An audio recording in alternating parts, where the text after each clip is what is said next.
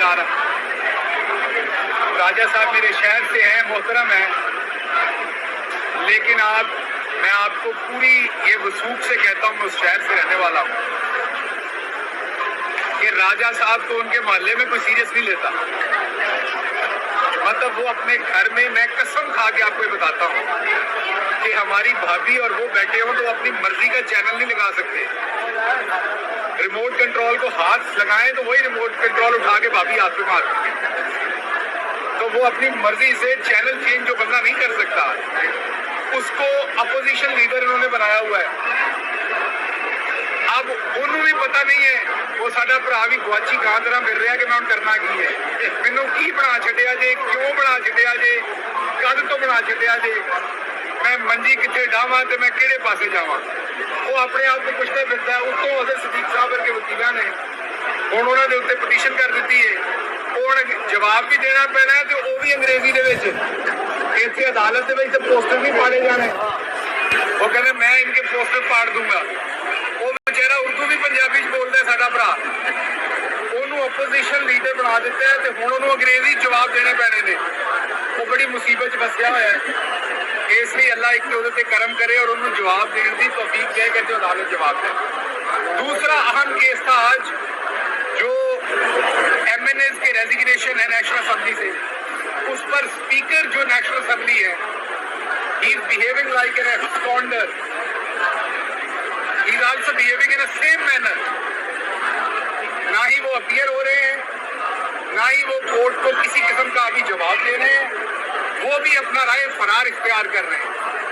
تو اسپیکر صاحب سے بھی میری گزارش ہے کہ آپ کوئی وکیل پوری طرح نہیں کر سکتے تو رینٹل پہ کر لیں.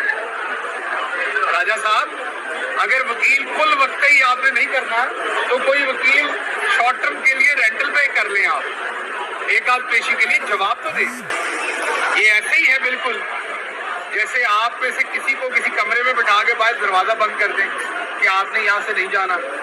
آپ نے ایک وہ 10 نمبریے کی ٹرم سنی تھی, وہ ہوتی تھی کہ آپ نے شہر سے باہر نہیں جانا, آپ نے شہر سے باہر جانا تو ہمیں بتا کے جانا.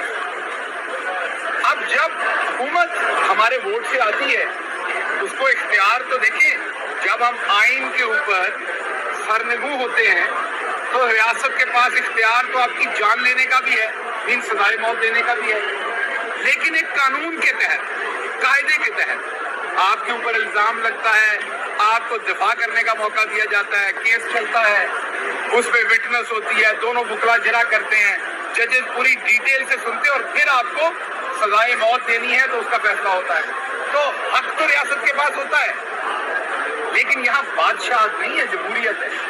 وہ حق کسی قاعدے قانون کے تحت ہوتا ہے. یہاں کیا کیا جاتا ہے, ہماری حکومت گر رہی ہے, ابھی گری نہیں ہے, نیشنل اسمبلی میں ووٹنگ ہو رہی ہے, 12:57 رات کے, میں ریپیٹ کر رہا ہوں 12:57 رات کے میرا نام PNIL لسٹ میں ڈال دیا جاتا ہے. میں نے ملک سے باہر نہیں جانا, میں کھڑا ہوں اپنے لیڈر کے ساتھ جنگ لڑ رہا ہوں, ملک سے باہر جانے, آگے عید آ رہی ہے, میری فیملی وہاں ہے تو میں جانا چاہ رہا تھا, پتہ کیا, پتہ لگا PNIL لسٹ میں نام ڈال دیا. میں عدالت چلا گیا, جسٹس اطہر من اللہ صاحب کی کورٹ تھی, انہوں نے پوچھا جی آپ نے ان کا نام کیوں ڈالا ہے.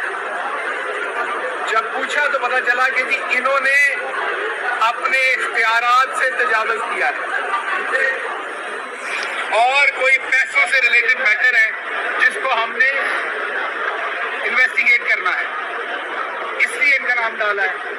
انہوں نے تاریخ دے دی کہ اچھا لائیں کس چیز کی آپ نے انویسٹیگیشن کرنی ہے. تاریخ پہ آئے, کوئی جواب نہیں تھا. آج کے دن تک سال ہونے والا ہے, کوئی جواب نہیں ہے.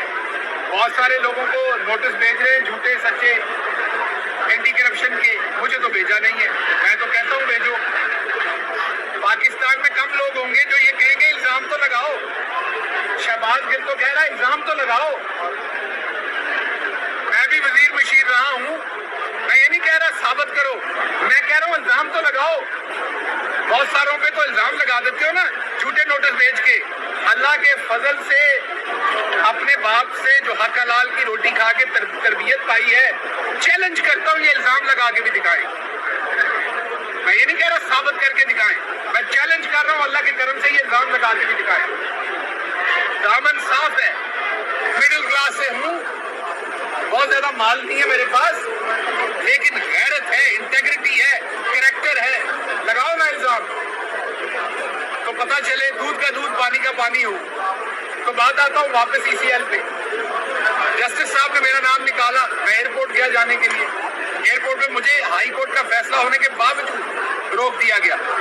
چند گھنٹے روکنے کے بعد، کیونکہ پوری دنیا کو پتا ہے کہ جسٹس اطہر من اللہ ایک سمجھدار، قانون پسند اور تکڑے جج ہیں. پتا ہے کہ انہوں نے اپنی ججمنٹ کے پیچھے پہرا دینا ہے.